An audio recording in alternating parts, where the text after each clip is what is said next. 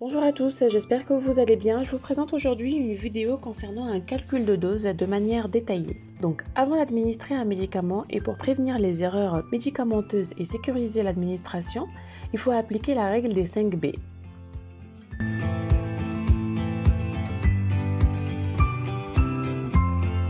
Premièrement, il nous faut le bon patient. Il faut s'assurer que le bon médicament va être administré au bon patient. Ensuite, il nous faut le bon médicament. S'assurer de donner au bon patient le médicament prescrit. Troisièmement, la bonne dose. S'assurer d'administrer la bonne concentration, la bonne dilution et la bonne dose du médicament prescrit. Quatrièmement, il nous faut la bonne voie, c'est-à-dire s'assurer d'utiliser la voie prescrite. Et enfin, le bon moment, c'est-à-dire s'assurer que l'administration est réalisée au bon moment.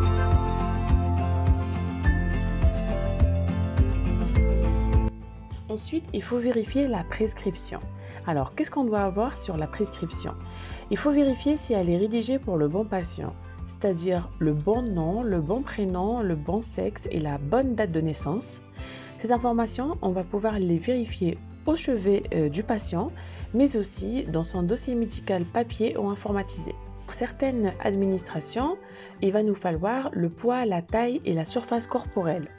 Ensuite, il faut vérifier si la prescription est lisible, vérifier si la prescription est exhaustive, c'est-à-dire qu'il y ait la dénomination commune internationale, c'est ce qu'on appelle la DCI, du principe actif, ou le nom de la spécialité, ou la formule détaillée de la préparation magistrale, et aussi la forme galénique. Il nous faut aussi le dosage, la posologie, la voie d'administration, le mode d'emploi et la durée du traitement. Il faut vérifier aussi si le patient n'a pas d'allergie connue par rapport à ce médicament, vérifier si la prescription est conforme aux exigences réglementaires, c'est-à-dire qu'il y ait la date et signature et la fonction du prescripteur. Voilà, il faut vérifier toutes ces informations-là sur la prescription et si la prescription n'est pas conforme à ces critères, alors on retourne voir le prescripteur afin qu'il puisse la corriger. Ensuite, on va effectuer une vérification des produits qu'on va utiliser. Premièrement, on va vérifier la date de péremption de chaque produit, l'aspect du médicament ou des produits, les conditions de conservation et l'intégralité de l'emballage de chaque produit.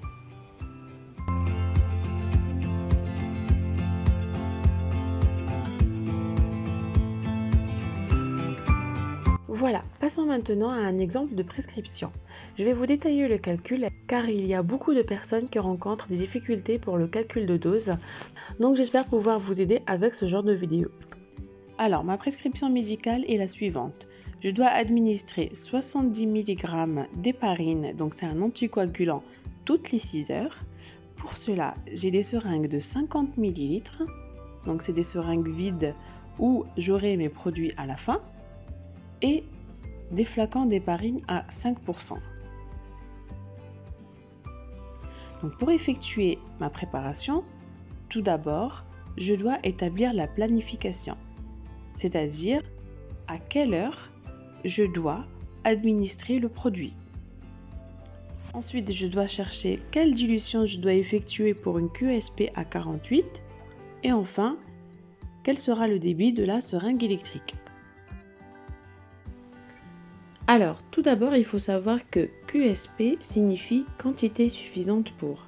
C'est-à-dire qu'à la fin, dans ma seringue, j'aurai un volume donc qui correspond à cette QSP en millilitres.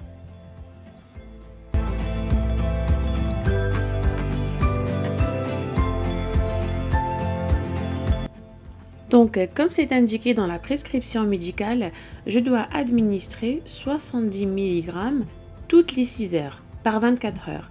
C'est-à-dire, par exemple, ma prescription, si elle doit commencer à 8 heures du matin, la suivante sera à 14 heures, la troisième sera à 20 heures et la dernière à 2 heures du matin.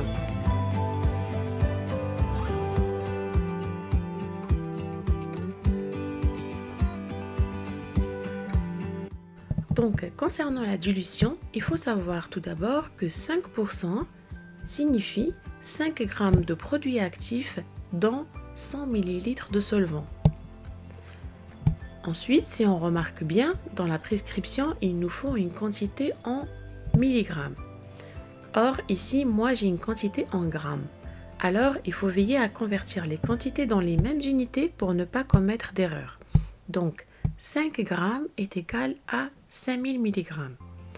Voilà, maintenant, je vais aller chercher la quantité d'héparine à prélever en millilitres pour pouvoir poursuivre et faire ma dilution. Pour cela, j'effectue mon produit en croix. Donc, je dois prélever 1,4 ml d'héparine de mon ampoule de 5%. Donc, pour une QSP à 48 ml, je dois effectuer 48 ml moins 1,4 ml, ce qui me donne 46,6 ml. Et cette quantité correspondra aux solutés que je vais rajouter dans ma seringue.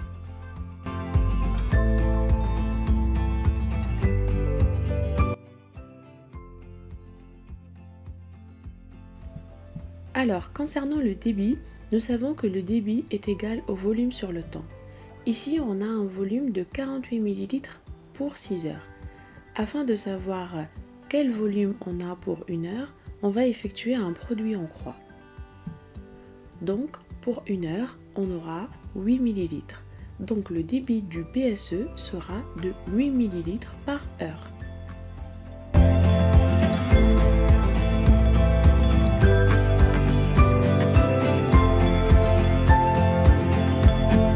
Enfin, on va préparer l'étiquette de la seringue où il doit y figurer le nom du patient, la dénomination de la spécialité ou la dénomination commune internationale, le dosage ou la dilution exprimée en concentration ou en quantité,